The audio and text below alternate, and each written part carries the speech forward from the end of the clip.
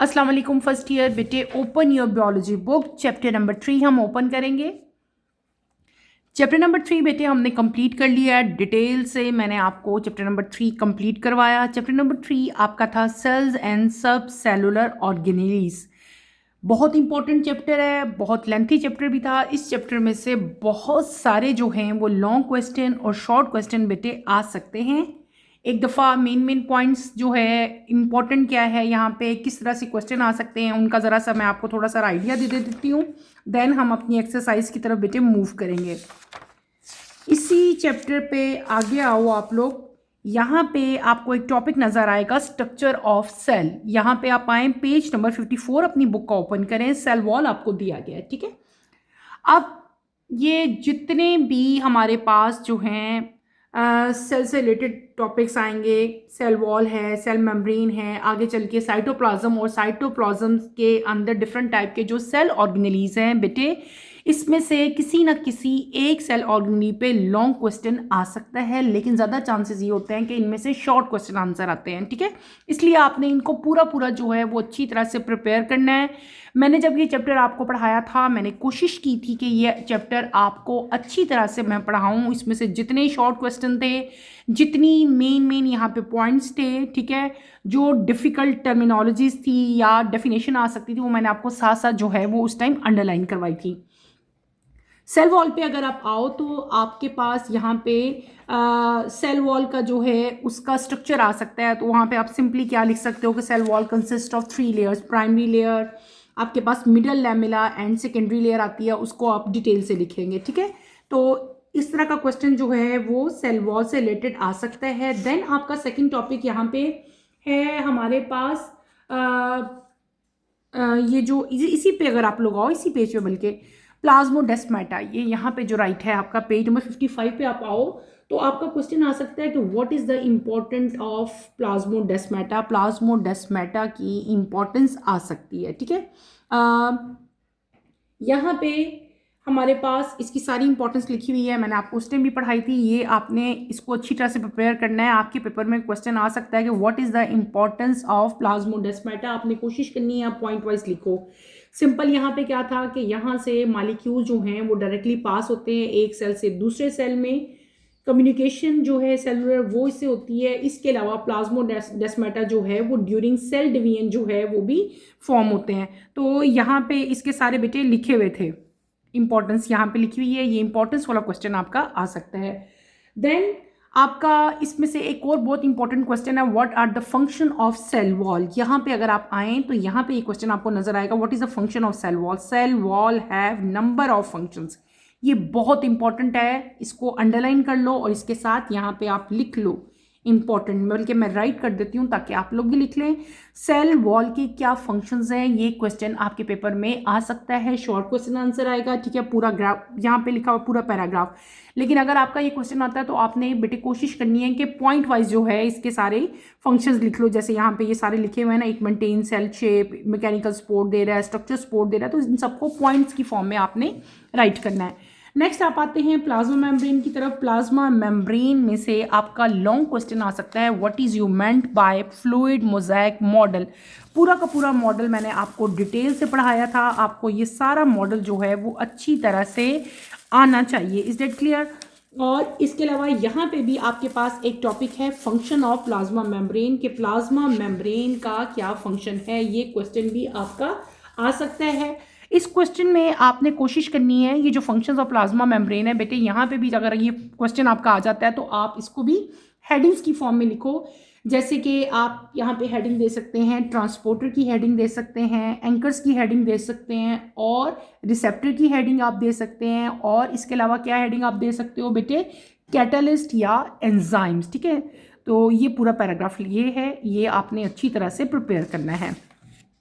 Next topic आपका है यहाँ पे साइटोप्लाज्म एंड ऑर्गेनेलीज। अगर आपको याद हो तो बेटे मैंने आपको प्लांट सेल और एनिमल सेल्स की डायग्राम भी ड्रॉ करके दिखाई थी, और मैंने आपको इनके डिफरेंसेस भी जो है वो राइट करवाए हुए हैं। तो आपने प्लांट सेल और एनिमल जो सेल्स हैं इनके मेन डिफरेंसेस भी अच्छी तरह से कर लेने हैं, इनके डिफरेंस भी आते हैं। उसके बाद न्यूक्लियस आता है। न्यूक्लियस जो है ये हमारे पास सबसे ज़्यादा यहाँ पे इंपॉर्टेंट है न्यूक्लियस के ऊपर आपका जो है, न्यूक्लियस में से शॉर्ट क्वेश्चन आंसर्स बहुत ज़्यादा आते हैं। जैसे फंक्शन ऑफ न्यूक्लियस आ सकता है, इसके 2 मेन फंक्शन है। बेटे मैं बता रही हूँ इनमें से कोई ना कोई क्वेश्चन आएगा, इसीलिए मैं बता रही हूँ, ऐसे ही नहीं मैं बोली जा रही। फंक्शन ऑफ न्यूक्लियस आ सकते हैं, 2 मेजर फंक्शन है। कौन कौन से, हमने अच्छी तरह डिटेल से पढ़े हुए हैं इसके फंक्शन।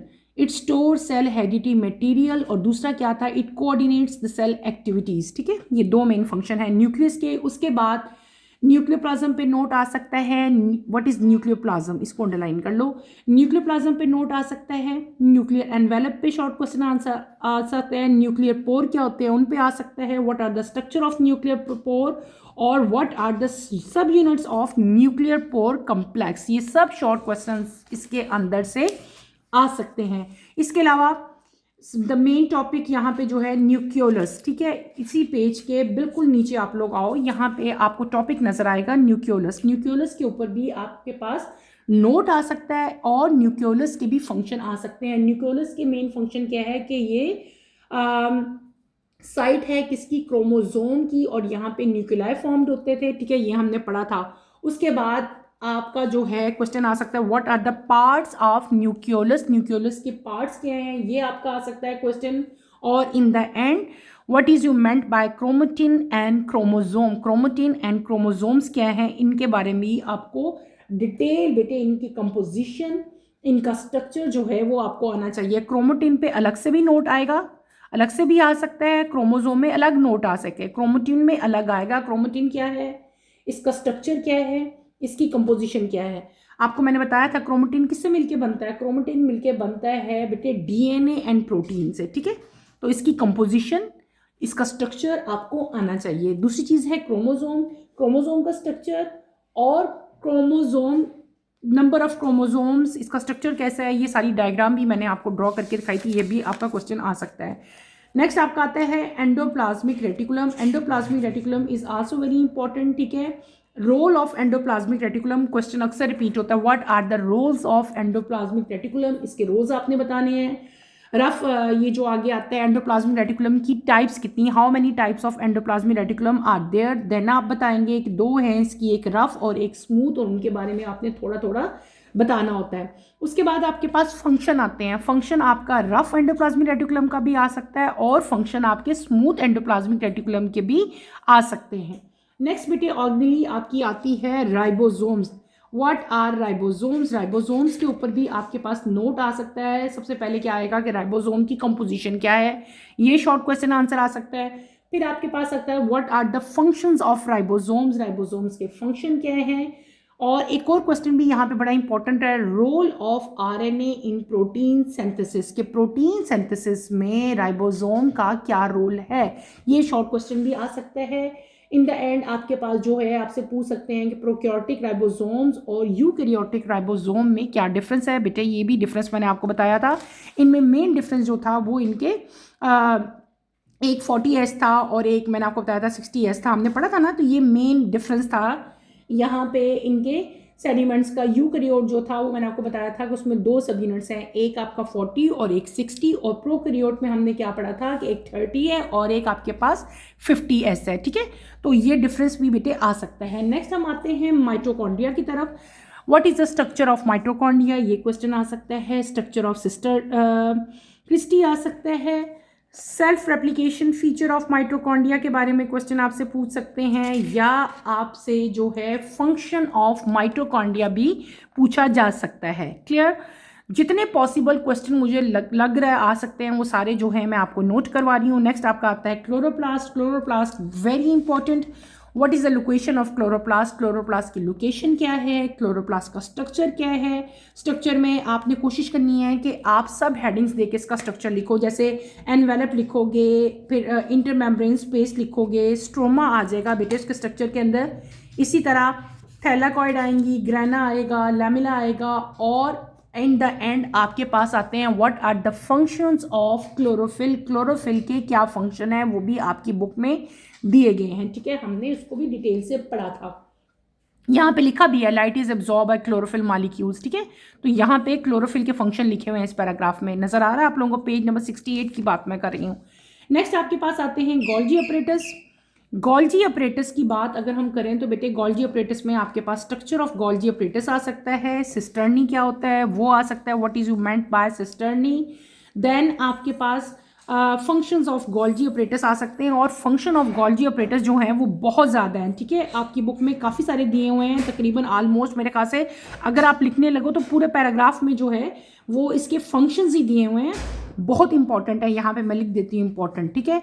इसके फंक्शंस जो हैं ये बहुत ज़्यादा इंपॉर्टेंट है। फंक्शंस इसके लॉन्ग क्वेश्चन में भी आ सकते हैं, और ऑलमोस्ट अगर आप लिखने लगो तो बेटे आप 15 फंक्शंस इसके आराम से लिख सकते हैं, ठीक है। इसी पैराग्राफ में से आप चूज़ करें, और 1 बाय 1 नंबर के लिहाज से जो है आपने इसमें लिखने हैं। फिर बात करते हैं हम लाइसोसोम्स की, ठीक है। लाइसोसोम्स जो हैं ये भी बहुत ज़्यादा इंपॉर्टेंट हैं आपके पास। इसके बी क्वेश्चन में ये भी लॉन्ग क्वेश्चन आ सकता है, ये भी बहुत इंपॉर्टेंट। लाइसोसोम्स में मेन चीज़ क्या आती है कि what are the functions of lysosomes. Lysosomes के फंक्शंस में बेटे आपने कोशिश करनी है कि आप यहाँ पे हेडिंग दे के लिखो। जैसे मैं आपको एग्जांपल दे देती हूँ, role in defence against disease, autophagy, hydrolytic enzyme, selective cell death. इस तरह आपने ना कोशिश करनी है कि आप पॉइंट्स में लिखे जो है इसकी इंपॉर्टेंस लिखो, इसके फंक्शंस लिखो, ठीक है। और फिर लाइसोसोमल स्टोरी डिजीज़ क्या होती है ये लिखी हुई है, ठीक है। इसको भी मैं अंडरलाइन करती हूँ, ये भी शॉर्ट क्वेश्चन आ सकता है, what is you meant bye lysosomal story disease, ठीक है। तो इसकी एग्जांपल्स में 2 डिजीज़ के नाम लिखे हुए हैं, ये आगे हमने पढ़े भी थे, और इसको भी आप अंडरलाइन करें, ये भी आपके पेपर में आ सकती हैं, ठीक है। 2 डिजीज़ हैं, एक ये और एक ये आपके पास, ये दोनों आपने अच्छी तरह से प्रिपेयर करनी है, इनको छोड़ना नहीं। जो जो चीज़ें मैं आपको कह रही हूँ ना उनको तो आपने बिल्कुल भी नहीं छोड़ना, अगर आपने अच्छे मार्क्स लेने हैं। और अगर सिर्फ पास होना है फिर बेटे जैसी मर्जी तैयारी कर लो। नेक्स्ट आपका आता है पर ऑक्सीजोम्स, ठीक है। पर ऑक्सीजोम्स नंबर 8 आपके पास आ रहा है। पर ऑक्सीजोम्स में जो हमारे पास क्वेश्चन आ सकता है शॉर्ट, वो क्या आ सकता है, what are the functions of peroxisomes. उसके बाद डिफेक्ट्स इन पर ऑक्सीजोम्स आ सकते हैं, और यहाँ पे अगर जो मेन हमारे पास जो डिफेक्ट आ रहा था बेटे वो कौन सा था, मैंने आपको पढ़ाया भी था, ये रहा, इसको भी अंडरलाइन कर लो, ठीक है। ज़ेलवेगर सिंड्रोम, ये रहा, ये आ सकता है इसका मेन डिफेक्ट, और इसके अलावा इसके फंक्शन जो हैं वो पेपर में आ सकते हैं। नेक्स्ट चलते हैं हम अगले पे, ग्लाइऑक्सीजोम्स, ठीक है। इसके भी आपके जो है फंक्शंस ही आएंगे, what are the functions of glyoxysome. तो मेन फंक्शन इसका क्या था, जर्मिनेशन जो है ऑफ लिपिड रिच सीड्स में जो है इसका बहुत ज़्यादा इंपॉर्टेंट फंक्शन था। आगे आए बेटे वैक्यूल पे। वैक्यूल में आपका क्वेश्चन आ सकता है, what is the structure of plant vacuole, plant cell vacuole, animal cell vacuole. दोनों जो वैक्यूल्स हैं प्लांट में भी होते हैं एनिमल में होते हैं, इनमें डिफरेंस क्या है, डिफरेंस आ सकता है। इसके अलावा फंक्शन ऑफ वैक्यूल आपके आ सकते हैं। फंक्शन ऑफ वैक्यूल आपने लाजमी करने हैं, ठीक है। इसके फंक्शंस में पहले तो आपका टर्गर प्रेशर आएगा, फिर स्टोरेज आएगी, और फिर आपका क्या आएगा, वेस्ट मैनेजमेंट। ये 3 मेन फंक्शन जो है यहाँ पे आप लोग राइट करोगे। आगे आता है आपका सेंट्रियोल। सेंट्रियोल में बेटे आपका स्ट्रक्चर आ सकता है, और सेंट्रियोल की इंपॉर्टेंस आ सकती है। साइटोस्केलेटन की तरफ आते हैं। साइटोस्केलेटन में हमारे पास 3 डिफरेंट चीज़ें आपको यहाँ पे दी हुई हैं, माइक्रोफिलामेंट्स, माइक्रोट्यूब्यूल्स और इंटरमीडिएट फिलामेंट। ये तीनों के अलग अलग क्वेश्चन आएंगे, ठीक है। फिर आते हैं cilia and flagella. Cilia and flagella, और इसके अलावा एक और चीज़ भी याद रखनी है आपने, साइटोस्केलेटन के भी फंक्शन जो हैं वो आपसे पूछे जा सकते हैं कि what are the function of cytoskeleton. उसके बाद सीलिया एंड फ्लैजिला आएगा। सीलिया एंड फ्लैजिला में हमने एक्सोनीम पढ़ा था, डायनीन मॉलिक्यूल्स पढ़ा था, बेसल बॉडी पढ़ी थी। ये सब शॉर्ट क्वेश्चन आंसर 2 मार्क्स के आ सकते हैं। आपने ये तमाम के तमाम टर्मिनोलॉजीज अच्छी तरह से प्रिपेयर करनी है। इसमें आपके पास आ सकता है what is the difference between prokaryote and eukaryotic cell, ठीक है। ये भी मैंने आपको अच्छी तरह से बेटे बताया था, और ये मैंने आपको डिफरेंसेस भी जो है वो राइट करवाए थे, और ये आपने लाजमी करने हैं। जितने भी इस पूरी बुक में जब भी कहीं भी बेटे मैंने डिफरेंसेस लिखवाए हैं ना वो आपने लाजमी प्रिपेयर करने हैं, ठीक है। डिफरेंसेस आपके पेपर में बहुत ज़्यादा आते हैं, ठीक है, इनको आपने करना है। उसके बाद सेल सिग्नलिंग है, ये भी इंपॉर्टेंट है, लेकिन ये लॉन्ग नहीं आएगा, शॉर्ट ही आएगा। Passive transport, active transport, diffusion, ठीक है, इनमें क्या डिफरेंस है ये भी आ सकता है, और सिंपल इनकी डेफिनेशंस भी आ सकती हैं। ऑस्मोसिस क्या होता है, एक्टिव ट्रांसपोर्ट, पैसिव ट्रांसपोर्ट, ठीक है, एंडोसाइटोसिस, एक्सोसाइटोसिस, इन सब की डेफिनेशन आ सकती हैं। और इन द एंड आपके पास स्टेम सेल आता है और नंबर ऑफ सेल कितने हैं उन सब की आपने क्या करनी है, नेम्स याद करने हैं और उनकी डेफिनेशन जो है वो याद करनी है, ठीक है। Uses of stem cell important, ठीक है, इसके साथ इंपॉर्टेंट लिखो, यूजेस जो हैं स्टेम सेल के वो आ सकते हैं, बड़ी इंपॉर्टेंट है। फिर आगे कैटेगरीज हैं, कैटेगरीज इसकी बेटे ये तीनों टाइप्स इसकी आ सकती हैं। इन द एंड आपके पास एडवांटेज एंड डिसएडवांटेज है, इनको भी आपने अच्छी तरह से प्रिपेयर करना है। अगर आपको याद हो बेटे, इस चैप्टर में मैंने आप लोगों को कुछ डायग्राम्स भी बनाई थी, और जो डायग्राम मैं हमेशा आपको ड्रॉ करवाती हूँ, चांसेस होते हैं कि वो डायग्राम आपके पेपर में आ सकती हैं, या ड्रॉ करनी आएंगी, या सिंपल उसकी लेबलिंग भी आ सकती है। इसके अलावा अगर आप लोगों के पास बेटे टाइम हो, आपने कोशिश करनी होती है कि आप अपना पेपर जो है वो जल्दी सॉल्व करो, ठीक है, और इतना टाइम निकालो कि अगर आपका लॉन्ग क्वेश्चन भी आता है या शॉर्ट भी आता है तो बेटे उसके साथ आप अपनी डायग्राम ड्रॉ करके आओ। अगर डायग्राम ड्रॉ करते हैं तो आपके क्वेश्चन जो पेपर है आपका, उसकी प्रेजेंटेशन अच्छी होती है, और जितनी ज़्यादा प्रेजेंटेशन अच्छी होती है उतने ही आपके मार्क्स जो हैं वो ज़्यादा आते हैं। इस टाइम आपको स्क्रीन पे डायग्राम नज़र आ रही है बेटे न्यूक्लियस की। ये सारी डायग्राम्स हमने साथ साथ जब ये चैप्टर पढ़ा था सारी मैंने आपको ड्रॉ करवाई थी। अभी दोबारा से मैं एक दफ़ा रिवाइज करवा रही हूँ, किसी बच्चे की अगर मिसिंग है तो वो बेटे उस लेक्चर पे जाए मेरे, और वहाँ से जो है ये डायग्राम आप इजीली जो है देख सकते हो कि हमने किस तरह से ड्रॉ की थी। ये न्यूक्लियस है, फिर न्यूक्लियर एनवेलप मैंने ड्रॉ किया था, nuclear pore, chromatin and chromosome जो है वो हमने ड्रॉ किए थे। नेक्स्ट आपको डायग्राम नज़र आ रही होगी, that is chloroplast and vacuole, vacuole की डायग्राम है, ठीक है, तो ये भी आपने करनी है। जितनी भी डायग्राम आपको इस टाइम स्क्रीन पे नज़र आ रही हैं आपने इनको लाजमी प्रिपेयर करना है। ये डायग्राम है हमारे पास साइटोस्केलेटन की। साइटोस्केलेटन में हमने 3 मेन चीज़ें पढ़ी थी, अगर आपको याद हो, microfilament, microtubules and intermediate filament, ठीक है। ये आपको इन तीनों की लेबलिंग आनी चाहिए कि किधर किधर ये तीनों फिलामेंट जो हैं ये प्रेजेंट है। उसके बाद the most important diagram endoplasmic reticulum की डायग्राम है बेटे, इसकी लेबलिंग भी आपने करनी है। जितने भी सेल ऑर्गेनेलीज है ना, इन सब की डायग्राम्स आपको आनी चाहिए। नेक्स्ट आपके पास आती है सीलियम एंड फ्लैजिला, ठीक है, ये भी हमने पढ़ा था और ये उसकी डायग्राम है, ये मैंने आपको ड्रॉ करके दिखाई थी और इसको एक्सप्लेन भी किया था। उसके बाद अगली डायग्राम जो आपको नज़र आ रही है डेट इज गोल्जी अपरेटस, ठीक है, ये गोल्जी अपरेटस है और वैक्यूल की डायग्राम ऑलरेडी मैं आपको दिखा चुकी हूँ। नेक्स्ट आपके पास आता है माइटोकॉन्ड्रिया। माइटोकॉन्ड्रिया की डायग्राम और क्लोरोप्लास्ट की डायग्राम बहुत ज़्यादा इंपॉर्टेंट है, ये पेपर में 2-3 दफ़ा रिपीट हुई है, लेबलिंग के लिए आई है, तो आपको माइटोकॉन्ड्रिया की डायग्राम की लेबलिंग आनी चाहिए, ठीक है। ये मैंने आपके सामने ड्रॉ की थी और आपको सारी लेबलिंग इसकी करके समझाई भी थी। नीचे आओ तो ये हमारे पास क्लोरोप्लास्ट की बेटे डायग्राम है, ठीक है। This is also very important, ये बहुत ज़्यादा इंपॉर्टेंट है, इसकी लेबलिंग आपने मस्ट करनी है। ये 2 डायग्राम्स कर लो, ठीक है, एक माइटोकॉन्ड्रिया की और एक क्लोरोप्लास्ट की, ठीक है। आउटर मेम्ब्रेन, इनर मेम्ब्रेन, ठीक है, उसके बाद ग्रैनम था, थैलाकॉइड मेम्ब्रेन थी हमारे पास, थैलाकॉइड थे सॉरी, और ये जो एरिया था that is known as stroma, और ये क्या था हमारे पास, स्ट्रोमा लैमेलाया था, ठीक है। क्लोरोप्लास्ट एंड माइटोकॉन्ड्रिया, ये दोनों डायग्राम्स आपने मस्ट करनी है, छोड़नी नहीं है, ठीक है। उसके बाद नेक्स्ट डायग्राम जो आपको स्क्रीन पे इस टाइम शो हो रही है that is ribosome, the most easiest diagram of this chapter. Next आपके पास एंडोप्लाज्मिक रेटिकुलम की डायग्राम आ रही है, मैंने ये बहुत बड़ी इनलार्ज करके आपको दिखाई थी, समझाई थी। यहाँ पे न्यूक्लियस है, न्यूक्लियस के साथ सारे जो हैं वो एंडोप्लाज्मिक रेटिकुलम थे, ऊपर जो थे वो हमारे पास यहाँ पे दीज आर रफ, और रफ के नीचे हमारे पास क्या थे, स्मूथ एंडोप्लाज्मिक रेटिकुलम बेटे अटैच थे, ठीक है। और उसके बाद द मेन इंपॉर्टेंट डायग्राम हमारे पास आती है प्लांट सेल और एनिमल सेल, आपके इस चैप्टर में है। ये जो डायग्राम आपको इस टाइम नज़र आ रही है this is diagram of plant cell, और इसके नीचे जो डायग्राम आपको नज़र आएगी अभी डेट इज एनिमल सेल, ठीक है।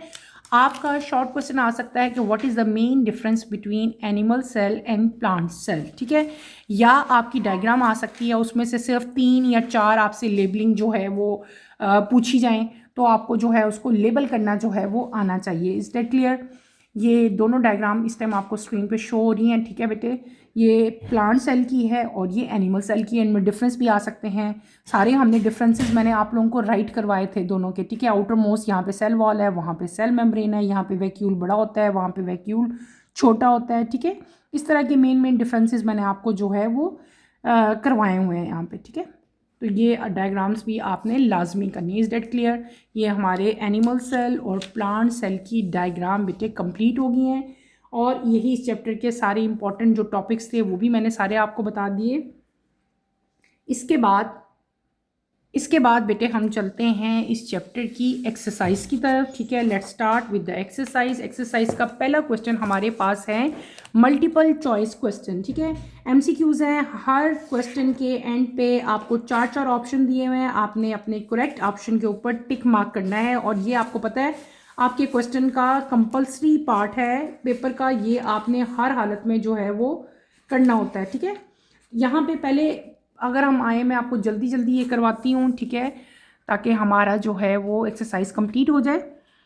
Section 1 multiple choice question number 1, which one of the following eukaryotic structure does not contain DNA? इन चारों में से कौन सा स्ट्रक्चर ऐसा है जिसमें डीएनए प्रेजेंट नहीं है?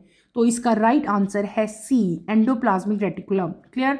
नंबर 2 आता है which of the following is not an accurate description of chromosome? इसका आंसर आपके पास आएगा part D. In eukaryote it is composed of many DNA molecules attach end to end. Last आगे आओ नंबर 3 पे, a centriole is an organelle that, इसका answer है B, composed of microtubules and important for organising the spindle fibres. Next page पे आए बेटे आप, the rough endoplasmic reticulum is, आपको यहाँ पे 4 ऑप्शन दिए हुए हैं, आपका करेक्ट ऑप्शन है part A, an intracellular double membrane system. ठीक है, इस पे ए पार्ट पे आपने टिक लगाना है। मैं यहाँ पे एमसीक्यूज नहीं समझा रही क्योंकि ऑलरेडी हम इसको अच्छी तरह से स्टडी कर चुके हैं। नंबर 5 है, in the nucleus of eukaryotic cell the genetic material is complexed with protein and organise into linear structure called. Number 5 हम कर रहे हैं बेटे, 5 का आंसर है सी, क्रोमोजोम। नेक्स्ट 6 पे आओ, which of the following statement does not apply to the nuclear envelope? Part 6 हम कर रहे हैं, पार्ट 6 का करेक्ट आंसर है D, it has infolding to form cristae, ये इसका राइट ऑप्शन है डी। नंबर 7 है, lysosomes are form by budding from which cellular organelle? इसका आंसर है part B, Golgi apparatus. Golgi apparatus में बेटे आप टिक लगाएंगे। 8 है, all पैरोक्सिसोम्स carry out this function. ठीक है, पार्ट ए, इसका आंसर है ए। 8 का क्या आंसर है? ए। ठीक है बेटे, ए पे आपने टिक लगाना है। नेक्स्ट आते हैं पार्ट 9 पे, how would the absence of peroxisome in a cell effect its metabolism and what would be likely symptoms? 8 का 9 करवा रही हूँ ना मैं, तो 9 का आंसर आपका है पार्ट बी, बी पे आप टिक लगाएंगे, B is right option. Next page पे आओ, नेक्स्ट पेज पे बेटे आप लोग आए, which of the following does not apply to chloroplast? 4 option आपको दिए हुए हैं, कौन सा ऑप्शन यहाँ पे क्लोरोप्लास्ट पे अप्लाई नहीं होता? तो इसका आंसर है पार्ट डी, पार्ट डी पे आप टिक लगाएं, पार्ट 10 का डी है करेक्ट ऑप्शन।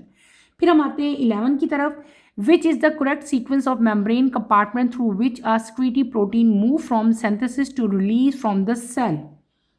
11 करवा रही हूँ बेटे, 11 का राइट ऑप्शन है डी, ये रफ से स्मूथ, स्मूथ से गोल्जी एंड गोल्जी से कहाँ जाएगा? सेल मेम्ब्रेन में। नंबर 12 में अगर आप आओ, how does the process of facilitated diffusion differ from active transport? इसका राइट ऑप्शन है B, facilitated diffusion does not require energy, active transport does. B पे आप यहाँ पे टिक लगाएंगे।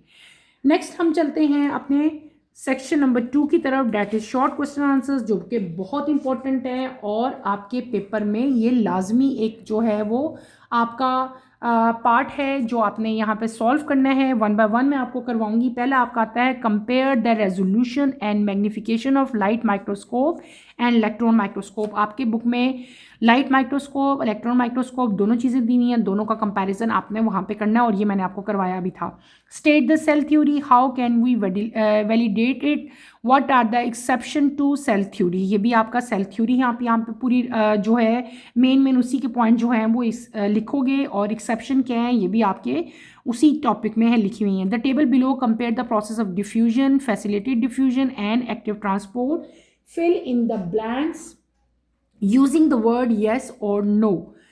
ये टेबल बेटे मैं आपके लिए कर देती हूँ, आपने इसको सिंपली जो है उतार लो अपनी अपनी नोटबुक्स में। यहाँ पे हम क्या लिखेंगे, एटीपी रिक्वायर्ड है, नो।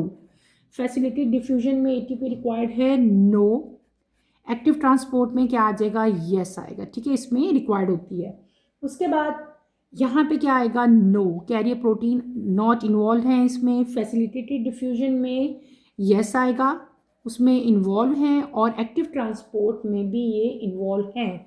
यहाँ पे भी आप क्या राइट करोगे, यस राइट करोगे, ठीक है। आगे चलते हैं, यहाँ पे क्या आएगा, यस। डायरेक्शन ट्रांसपोर्ट की सिंपल डिफ्यूजन में हायर टू लोअर ही होती है, यहाँ पे यस आएगा। अगले बॉक्स में अगेन यस आएगा हमारे पास।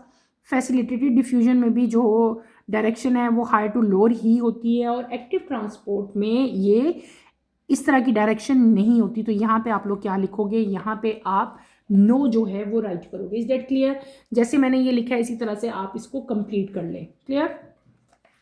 नेक्स्ट पेज पे चलें, पेज नंबर 89 बुक का। बेटे ओपन पेज नंबर 89, बुक का पेज नंबर 89 निकालो बेटे।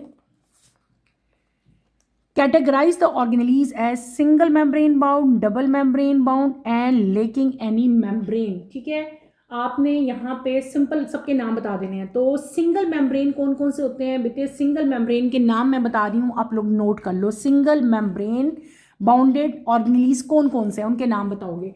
सबसे पहले हम बात करेंगे सिंगल मेम्ब्रेन की। मैं सिंगल मेम्ब्रेन बाउंडेड ऑर्गेनेलीज के नाम बता रही हूँ, नोट कर लो।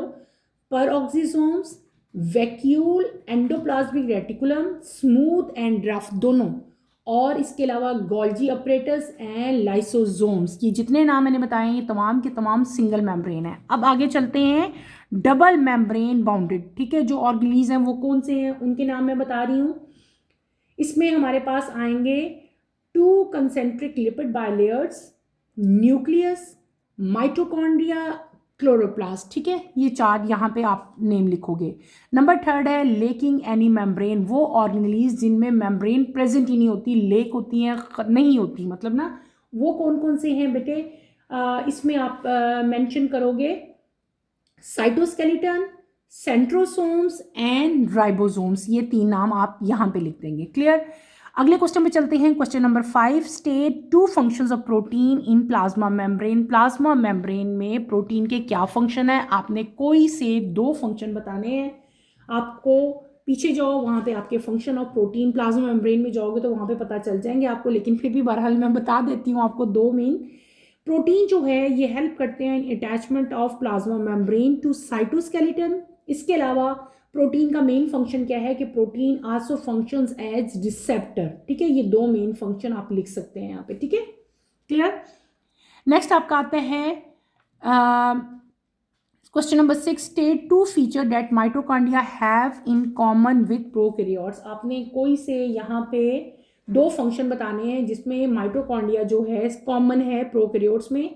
तो बेटे इसमें आप 2 क्या बताओगे, mitochondria possess their own circular DNA. Mitochondria का अपना सर्कुलर डीएनए होता है, resembling the genetic material of prokaryotes, जो प्रोकैरियोट से मिलता है। दूसरा पॉइंट यहाँ पे आप क्या लिखोगे, mitochondria contains 70S ribosomes, a feature typical of prokaryotes, यानी कि वो भी बिल्कुल प्रोकैरियोट की तरह का फीचर है। तो 2 मेन फीचर हमने देख लिए जो माइटोकॉन्ड्रिया के प्रोकैरियोट्स की तरह के होते हैं, वो कौन कौन से। एक मैंने आपको क्या बता दिया कि इसके अंदर सर्कुलर डीएनए है, और दूसरा मैंने क्या बता दिया, इसमें 70S राइबोसोम्स प्रेजेंट है। क्वेश्चन नंबर 7 की तरफ आओ। List 3 ways in which prokaryotic cell differ from eukaryotic cell. बेटे ये तो बहुत इजी है, लेकिन आपने यहाँ पे 3 डिफरेंस बताने हैं। ठीक है, ये आप खुद बता सकते हैं। जब हमने प्रोकैरियोट और यूकैरियोटिक सेल पढ़े थे तो मैंने आपको डिटेल से पढ़ाए थे। ठीक है, तो आप यहाँ पे बता सकते हो कि प्रोकैरियोट्स में न्यूक्लियर मेम्ब्रेन नहीं होती, और यूकैरियोट में ट्रू न्यूक्लियस जो है वो इनक्लोज होता है डबल मेम्ब्रेन में। ठीक है, एक तो ये हो गया। दूसरा आप यहाँ पे क्या बता सकते हैं बेटे कि प्रोकैरियोट्स में नो मेम्ब्रेन बाउंडेड ऑर्गेनेलीज होते हैं। कोई भी मेम्ब्रेन बाउंडेड ऑर्गेनेलीज प्रोकैरियोट में प्रेजेंट नहीं होता, जबकि यूकैरियोट में मेम्ब्रेन बाउंडेड ऑर्गेनेलीज प्रेजेंट होते हैं। इसके अलावा थर्ड भी मैं ही बता देती हूँ, प्रोकैरियोट में 70S राइबोसोम्स होते हैं, जबकि यूकैरियोट में 80S राइबोसोम्स होते हैं। क्लियर हो गया? मैंने आपको यहाँ पे 3 डिफरेंसेस जो है वो बेटे बता दिए। क्वेश्चन नंबर 8 आता है हमारे पास, list the structure and molecule which can cross the nuclear envelope. आपने यहाँ पे नाम बताने हैं उन मॉलिक्यूल्स के, उन स्ट्रक्चर्स के जो कि न्यूक्लियर एनवेलप को क्रॉस कर सकते हैं, ठीक है। तो nuclear pores are permeable to small molecules, small molecules से ये परमिएबल होता है।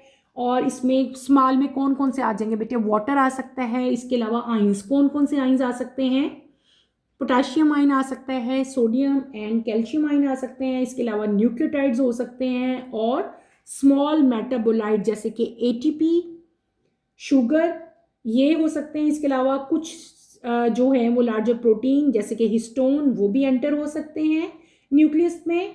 और इन द एंड राइबोसोमल सब यूनिट जो है वो भी पास हो सकते हैं थ्रू न्यूक्लियर एनवेलप। ये भी आपकी बुक में बेटे लिखा हुआ है, बुक ही से आपसे क्वेश्चन पूछा गया है।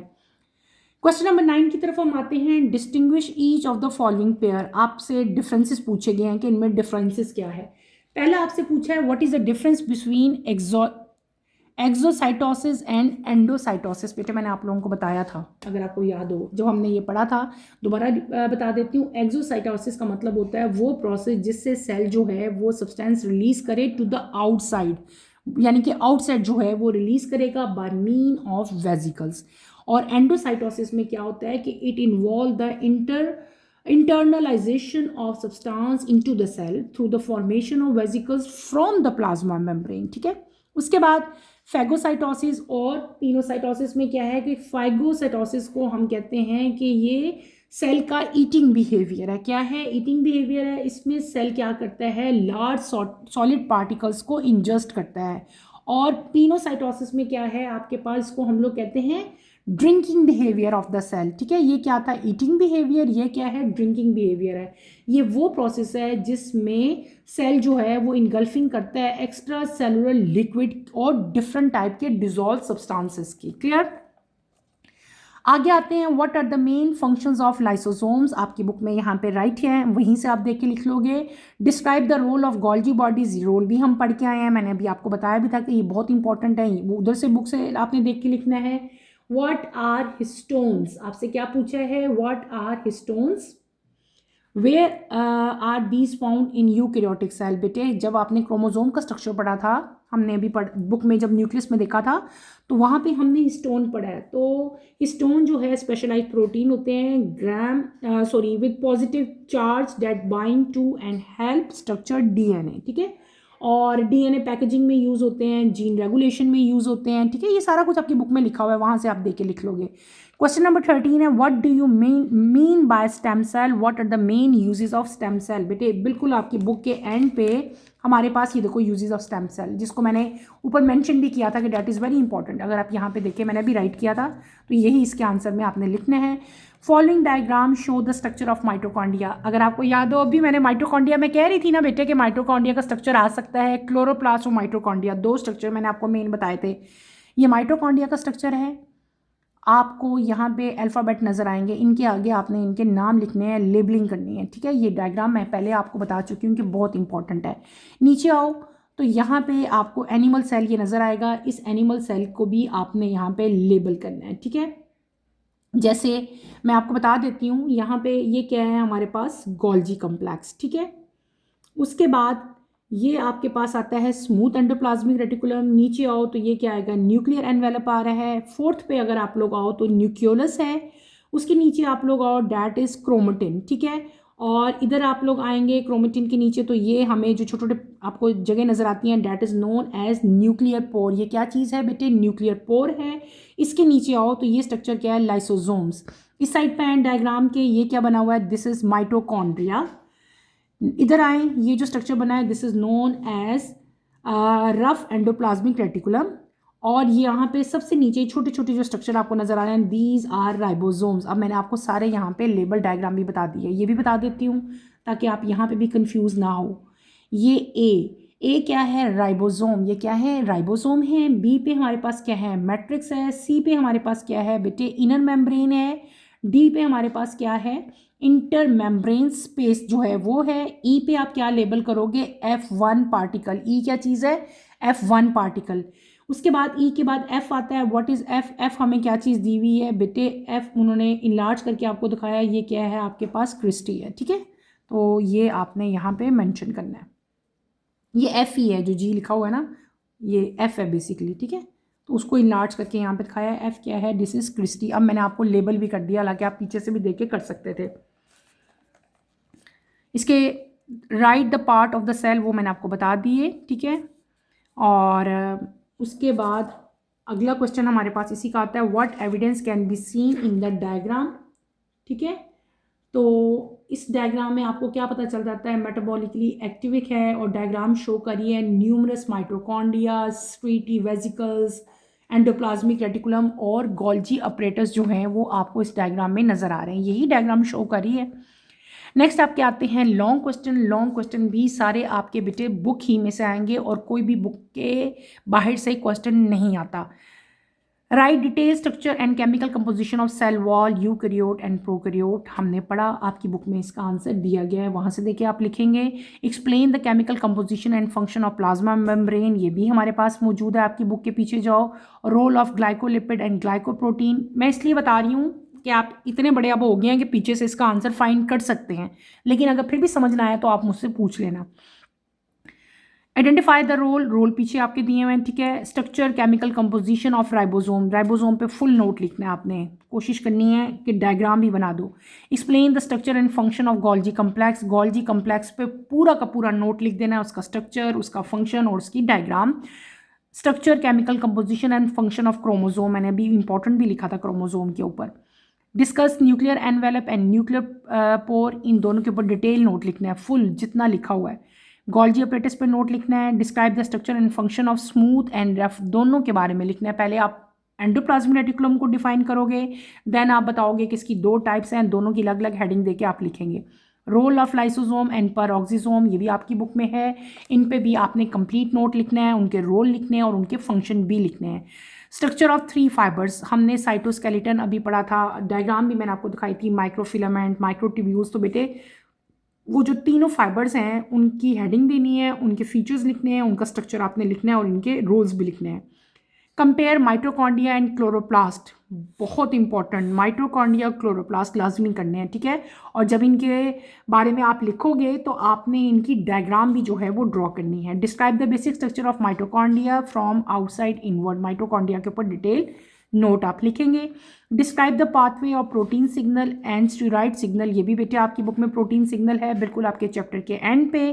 Categorise and explain different type of stem cell, stem cell बिल्कुल आपके चैप्टर के एंड पे दिया गया है बेटे। आपने स्टेम सेल की जो डिफरेंट टाइप्स हैं, ये देखो यहाँ पे है, number of types of cell ये दी गई हैं, ठीक है।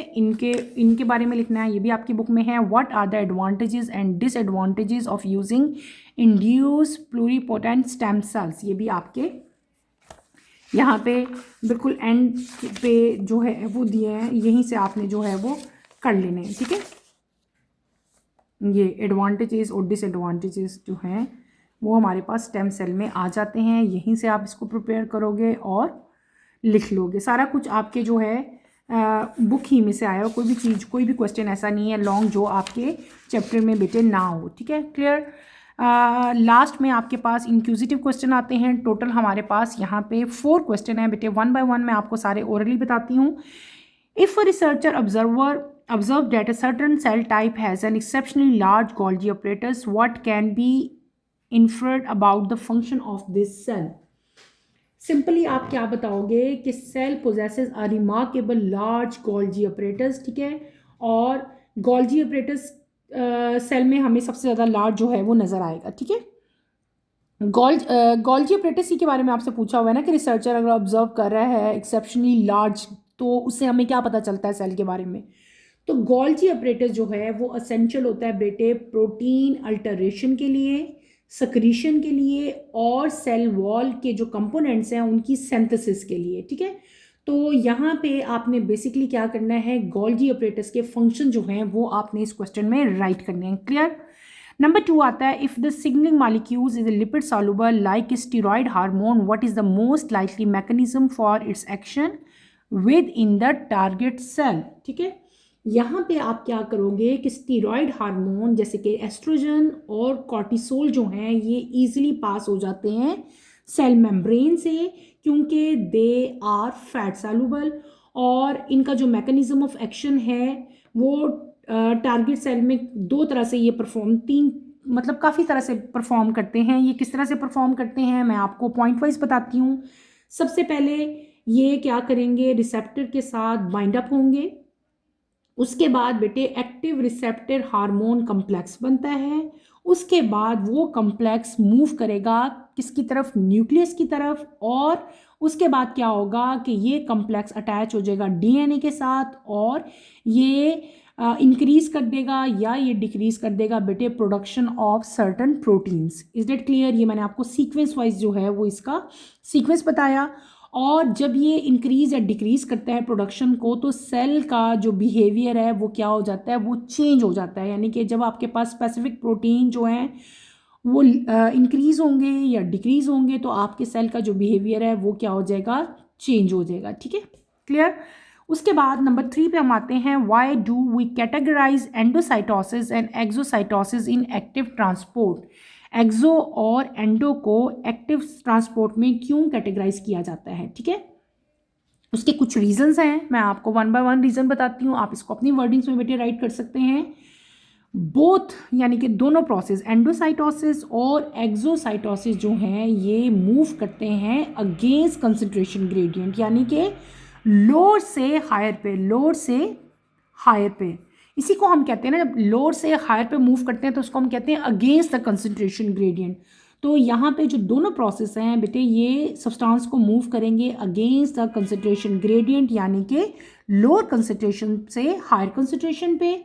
इसके अलावा ये प्रोसेस रिक्वायर करते हैं energy in the form of ATP to pinch of vesicles, और या तो फिजन होगी या क्या होगा, फ्यूजन। दोनों प्रोसेस हो सकते हैं इसे, फिजन भी और फ्यूजन भी। ठीक है, फिजन और फ्यूजन दोनों तरह के प्रोसेस जो हैं वो इससे, इन प्रोसेस एंडोसाइटोसिस और एक्सोसाइटोसिस जो एक्टिव ट्रांसपोर्ट में हो रही है उनकी वजह से हो सकते हैं।